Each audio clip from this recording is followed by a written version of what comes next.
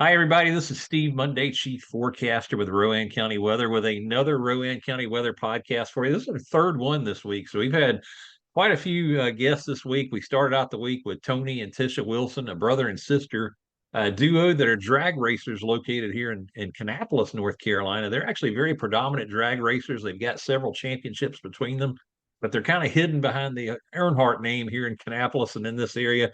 So we're trying to help them get some notoriety there and have folks follow along with their season. And then Wednesday, we had with our Genuine brand of the Genuine Girls and Boys group, Melissa Lynn Hunt, who talked to us about her Christian based ministry for genuine boys and genuine girls, helping them to have great role models and things like that as they grow up. And today, we're kind of following that theme just a little bit. We've got the youth pastor from Trinity Wesleyan Church, and just for some content, they're located at the corner of Mooresville Road or Highway 150 and Cheryl's Ford Road right there in Salisbury. They've got worship services that take place on Sundays. I'll let Marty Fletcher, the youth pastor, give you those times in just a moment. But Marty Fletcher is here with us, and Marty, it's a pleasure to have you on with us. Yeah, I appreciate it. Thanks for having me on. I think it'll be some fun times ahead of us. I'll try not to go 2 hours or more. Sounds good. So before we get going real deep, just in case anyone is interested in your worship times on Sundays, what are Yeah. those times? Yeah, so if you are into traditional worship with the hymns and stuff like that, it's at 8:30 a.m. on Sundays. And then we have a break in between both services where we have Sunday school at 9:45. And then 10:30 is our more contemporary worship service with a full band and stuff like that. That's your cup of tea. So 10:30, yep. As I mentioned, Marty is the youth pastor there at Trinity Wesleyan. And Marty, before we get into the youth program, because you do have a fantastic youth program there, and I want to spend some time on it, but just for folks who don't know Marty Fletcher, go ahead and give us some background about you. You've got a beautiful family, a dog who I think steals the show a lot of times here lately. But give us some of your background for the folks that don't know you. Yeah, if we want to go all the way back, my dad was a pastor as well, and kind of take on that as the years go down. My grandpa was actually both grandpas were pastors as well, Wesleyan pastors, and then my great grandpa too. So four different generations of Wesleyan pastors, and so I have a son, and maybe he'll take on that as well, but I'm not holding my breath. We'll see what God leads him to do. But yeah, I was born in Florida. My dad was a pastor down there. We lived for about 5 or 6 years down in Florida, and then we moved to Indiana, where he was a pastor there, right in the middle of Fort Wayne in Indianapolis. For 18 years, he was a pastor there, and I led worship there at that church for a while after he got done being pastor there. A friend of mine and I just led worship there, and I ended up going to school for a year and a half at Indiana Wesleyan University. Wasn't sure what I really wanted to do, but knew God called me into ministry in high school. And so I kind of went away from that and did a year and a half of traditional school there at Indiana Wesleyan University, and wasn't motivated, just wasn't the right time. And so I ended up dropping out and just still continue to lead worship at my church. And so I ended up meeting Amanda. We had kind of known each other previously, and we kind of started hanging out. Her younger sister, the same age as me, and so we would hang out all together. And so we just kind of started hanging out more and more, and ended up dating. And so then she really pushed me to go back to school and do what I felt like I was called to do, and that was in ministry. So I ended up going back to Indiana Wesleyan, but this time online, and finishing my degree. Got my associates in biblical studies, and then my bachelor's as well. And I tell a lot of my students to go ahead and finish up their degrees when they have the time to, because I was doing that online with a family and kids, and a couple part-time jobs and stuff. So it was hard just doing school there at night. So if you have the time and you don't have a family yet and stuff, hurry up and get that done. But we all learned in are able to give advice to other people. But so then from there, I was actually went into ministry, being a youth pastor part-time at the church I grew up in, and was there for several years.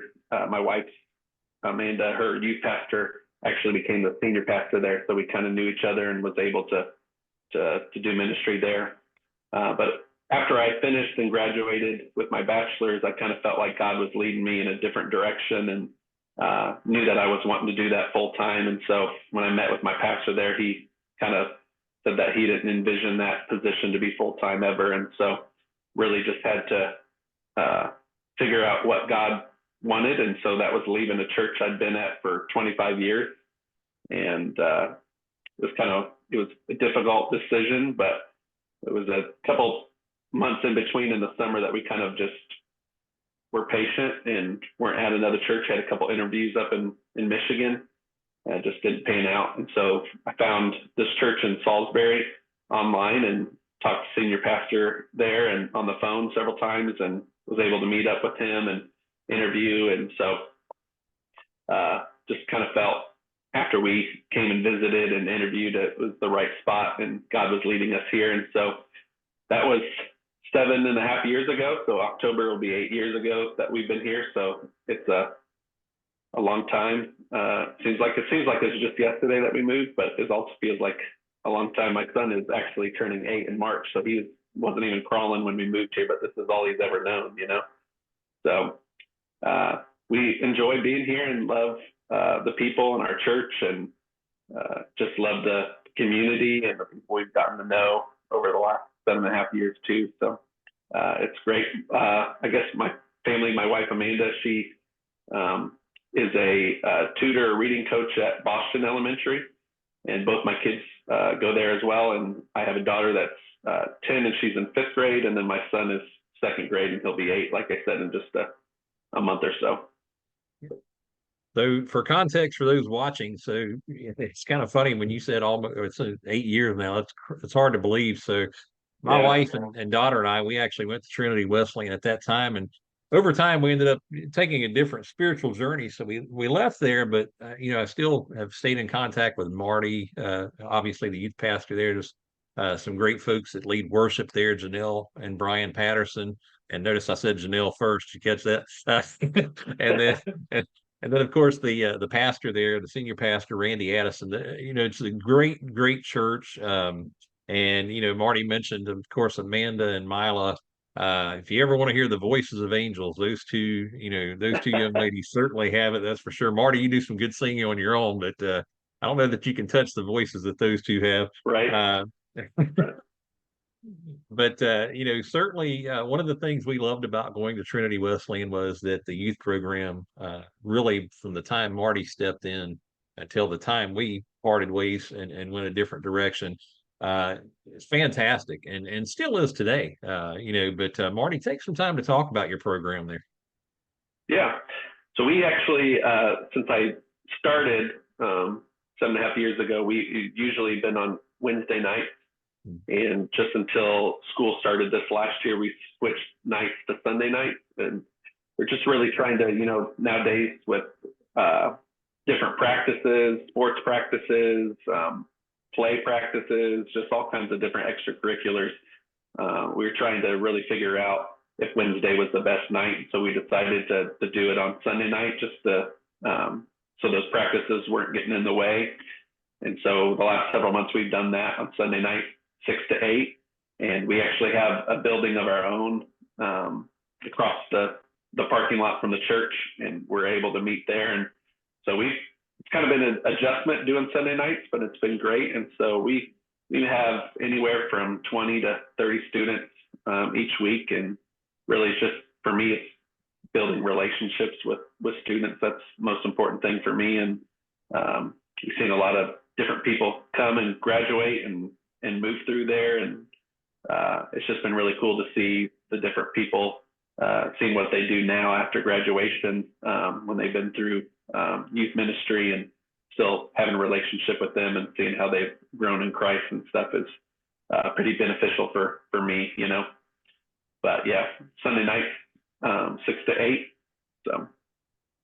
one of the things I like about it, and I'm sure this hasn't changed, so I know I'm probably not speaking out of pocket here, but you do not have to be a member of Trinity Wesleyan to come to the youth No, program. Yeah, because no, it could be a way that, you may be looking for a church family and you're trying to figure out where you're going to blend in, and it could be a way to kind of get that introduction and see if that's where you want to go. Or maybe the church you currently go to doesn't have a youth program and you're just looking for somewhere to be able yeah, to hang out with some absolutely. other youth your age and things. So Marty, you guys do all kinds of things throughout the year. I know that you go to the camp, which is a phenomenal camp located in it's Silva, right? Silva, North Carolina. It's Tell us actually about the camp. Sophia. Sophia, Sophia, yeah, yes. yeah, So yeah. yeah, yeah. So tell us about the camp. Yeah. So growing up, when I was in youth ministry, I went to a small camp in Fairmount, Indiana, and that camp was great for me personally. Learned a lot and was there for years and years.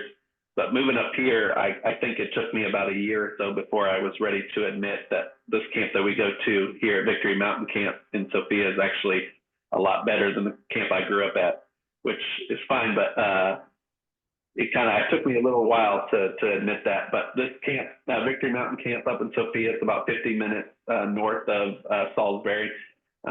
We go there. They have start out the summer in June with both of our youth camps. So our district in the Wesleyan Church is split up in East and West. And so the beginning is East Camp and then West Camp. And then in July, they have all the kids camps. And beginning in June is our middle school camp. And so we honestly have the 2 weeks that we have, which is just phenomenal. We have anywhere from 300 to 400 students each week. And so we have middle school 1 week from Sunday night to all the way to Friday. And then we just do the same schedules for high school the next week. And being able to minister to 300, 400 kids is great. But we actually have a great team. We meet throughout the year. 5 or 6 youth pastors and myself meet together and just plan camp. And it's a great time to be able to just to plan that and then see it all come together in the summer times. And so we do a lot throughout the year just because it means so much to us and it means so much to the students.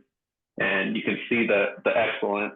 And I know I'm biased, but you can see the excellence in it because of all that planning throughout the year. We can't just throw something together. And so we actually have some great, phenomenal speakers and worship, and we actually do some breakout stuff during the day. And then we have our team comps. So each group is in a team, and we do competitions throughout the day.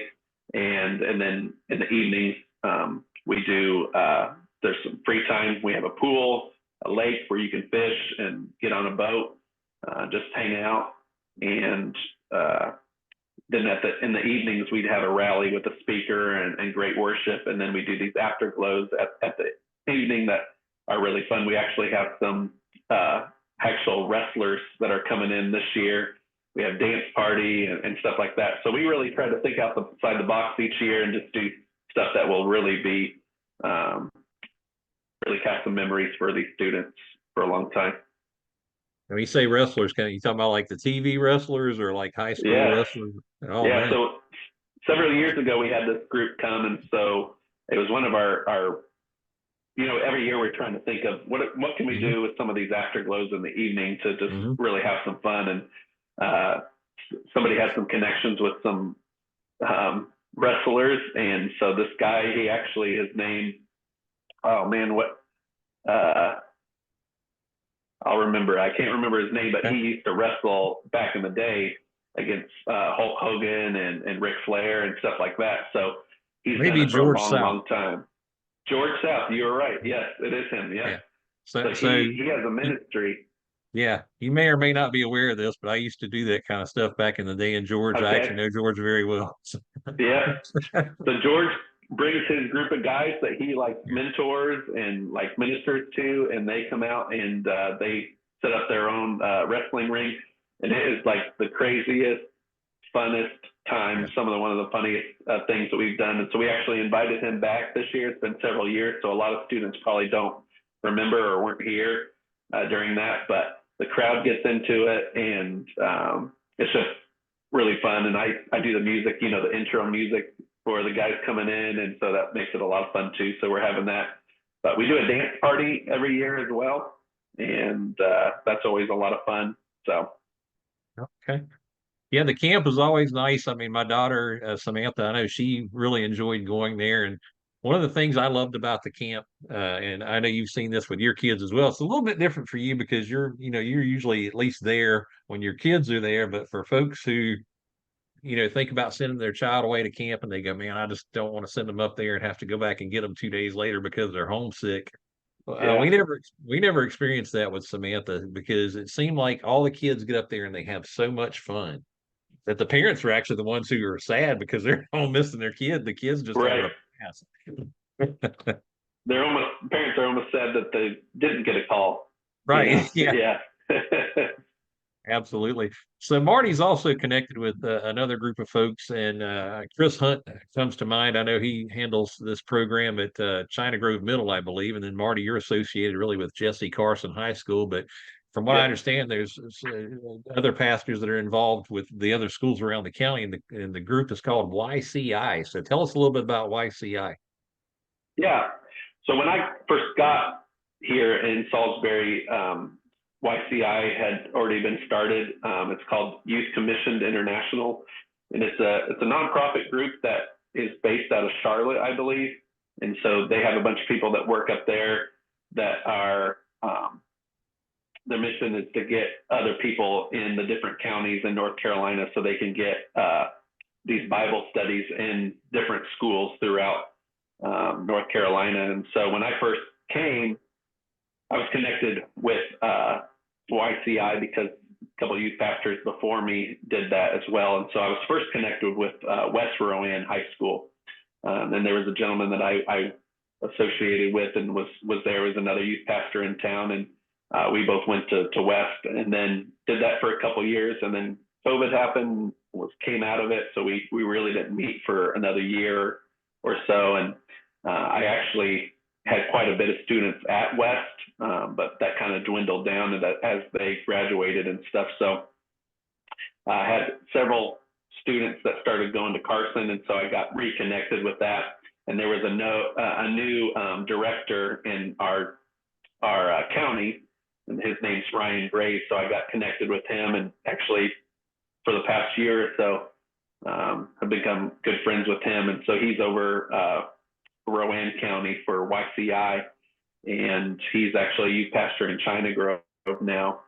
And so what YCI pretty much does is they try to get into the schools, and so they find a teacher there at the school that can kind of open up their room and be able to meet and do these small groups. And it's really just a Bible study time, and it's all student led. And so the one at Carson that I'm associated with, it's great because I have several students that are part of my youth group, but that also lead YCI. And so we get together every Thursday morning. Now, each school is different just based on their schedules and when the teacher can open up their classroom. And so for us, Ms. Monroe, who does calculus and math, teaches up there. She opens up at Thursday, 8 o'clock right before school. And so I know other schools either do in the mornings or at lunchtime and stuff like that, but it's really just a time to spend and do Bible study together and get people involved. And it's a great organization, and I enjoy being able to be there. And like I said, I have several students that lead each week and do a great job. And so I'm super proud of them because they take the initiative of leading and reading from scripture and just kind of doing that. Now, I will admit after Christmas now, there's a lot of students that are, since it's in high school, that are starting to drive. And so 8 o'clock is not really, they don't want to get up super early. And so we're trying to figure out how we can kind of do another time and maybe do it later where more students will be able to come. But you know how it is. We just talked about it earlier about these high schoolers and wanting to get up earlier. But to me, it's just an extra 30 minutes. So, but you know how they are.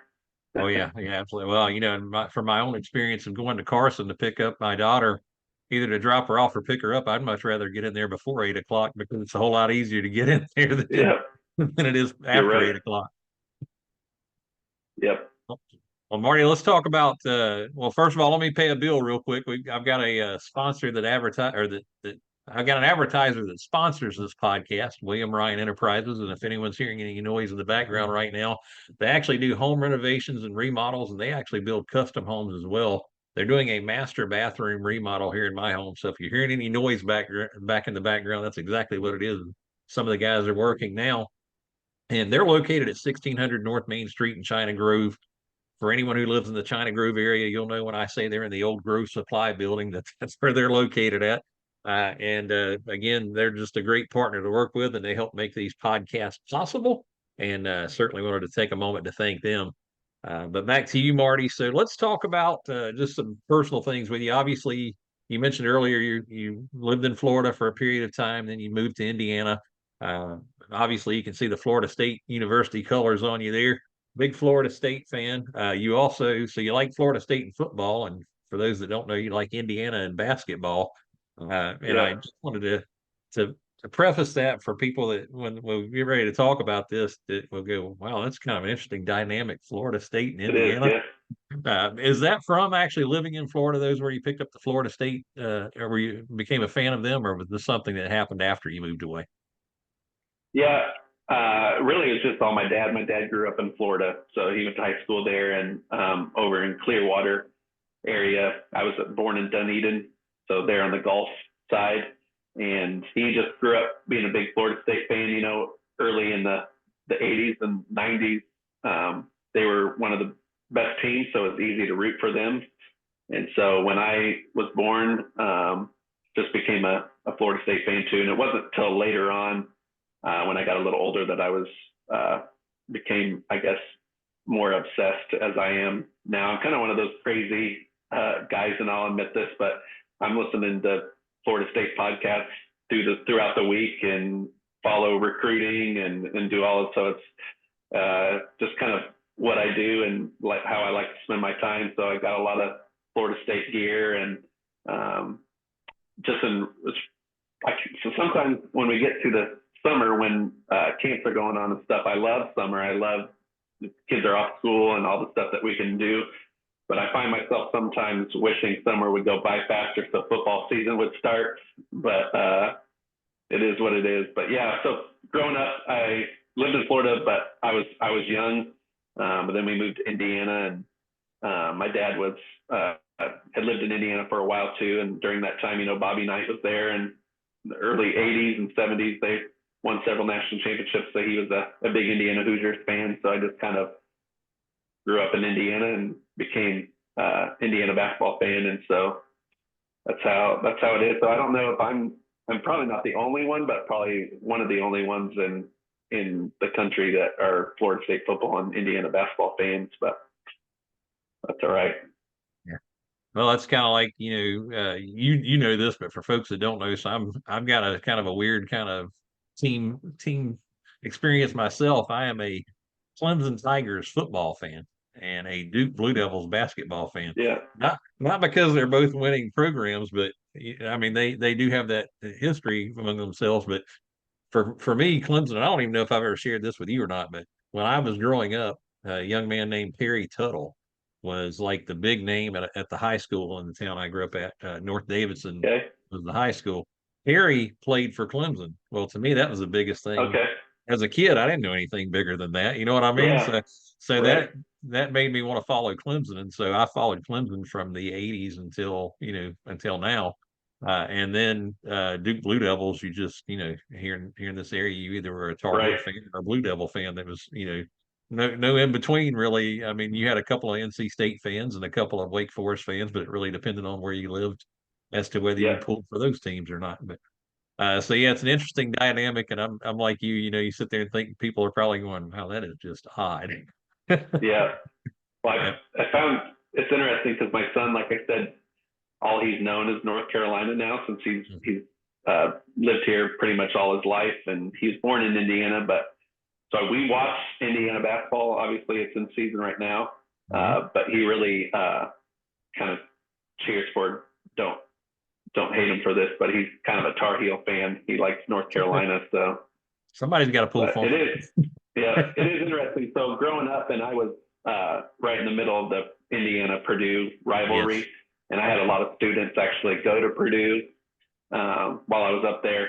But nothing, absolutely nothing compares to the rivalry between Carolina and Duke. And it's just, I've seen students that I've had since I've been here just have arguments between the two. And it's on another level, it really is. And you try to explain that, but until you're like immersed in it and here and have, like, I have nothing to do with Carolina or Duke. But you see it, it's just hilarious, and there's nothing like it, to be honest. And people talk about it, but you don't understand until you actually live here and see it. Yep. Absolutely. So now we've gotten the sports part out of the way. So for when you're not at church or school or wherever and doing what you do for your we'll call it your day job, but it's really a passion for you, obviously. But Yeah. And then your other passion is obviously college football. But when you're not doing either of those, what's your favorite thing to do just when it's just Marty being able to be Marty and do whatever? Am I supposed to be able to do anything else besides college football? I didn't know that was a possibility. Yeah, well, unfortunately, for folks like you and I, that there are some months where there's no football going on, so you have to That's figure out right. what you're going to do. So Yeah. during those months, Yeah. Honestly, just hanging out with my family. yeah, At this point, got a 10 and an almost 8-year-old. Just fun to be able to hang out with them and with my wife Amanda as well. And so just hanging out with them and just being able to do stuff when we just got this dog in November as well. So just hanging out with them. We actually like playing on the Switch together with a Mario Kart or other games. We do that a lot. We really enjoy playing board games together. Mila got a new board game for Christmas, and we've played that tirelessly the last several months. It's been fun. We're a very competitive family, so being able to do that, it's fun. And obviously, there's some arguments and stuff that go on with that. But other than that, I enjoy doing sports. I used to play basketball a lot more until I got older here, but now that Bodie's playing basketball, go out in the driveway and shoot with him and hang out. Mila does swimming in the summer, so it's fun to be able to go out and do that and watch her do that as well. But really just being with family and hanging out. And I think that would probably be it. We like to hike in the summertime, just outside. but you mentioned earlier about being kind of like fourth generation, and Bodie might possibly be in fifth generation. I figure if he doesn't go that way, there's one way he's probably going to go, and he may be the first ever comedian in your family because that kid is hilarious. Where does he get that Yeah, from? I really don't know. I really don't know. I mean, that can be funny at times. Definitely. Yep, he the other day, um, we had eaten. He had buns he's put away, and next thing I know, he's over at the pantry, and he both buns on his rear end and said his. So I had the proof and picture of that. So there's always good with that. Last thing before we let you go, Marty, and real quick, you may want to move your mic or something. It sounds like something's interfering with your mic. But Yeah. so one last thing before we let you go is, so we talked about your daughter Mila. My daughter Samantha heads up a spirit team for Genuine. We talked about this earlier, and your daughter Mila comes and gathers for that. Usually they have it once a month, and one of the things I really liked to hear the other day, and it just kind of warmed my heart, is so they all met with this remodel we've got going on. They all met at the Holy Grind in China Grove, and so the girls that were there, and Mila was one of them, said, hey, we were a bit concerned we might not get to have this month with you guys doing the remodel. And we were like, oh, there's no way we weren't going to let you all gather and, not gather together to do this. And Mila was one of the ones that mentioned this. They said, well, it's one of our favorite things to do every month. And so that just really thrilled me. And I know that, you're used to having your children with you at church or wherever, but how does that make you feel to have another program that they can get involved in, and they actually really do enjoy to do it, even if it's a separate entity? As a pastor, uh, kids and being pastor kids just being forced to church or and I would say from felt blessed that they both have a relationship with Christ, and as they've gotten older, it's been really cool. Just Milo really lost him, really be involved there, and then be involved with some of this stuff outside of school, and they go to public school. Sometimes hearing the stories and stuff with some of the there, breaks their heart. But Mila has always been one to really care, and I've been able to see that. And she actually, in fifth grade next year, she'll be in youth group. The rest to be. I always said that I wanted out of youth ministry, but here we are, and it's really great.